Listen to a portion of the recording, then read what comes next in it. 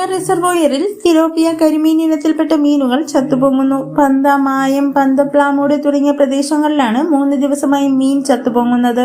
2 ദിവസം മുമ്പ് പന്തപ്ലാമൂട്, മായം പ്രദേശങ്ങളിലും ഇന്ന് പന്ത പാലത്തിന് സമീപവുമാണ് മീനുകൾ ചത്തുപൊങ്ങുന്നത് കണ്ടത്.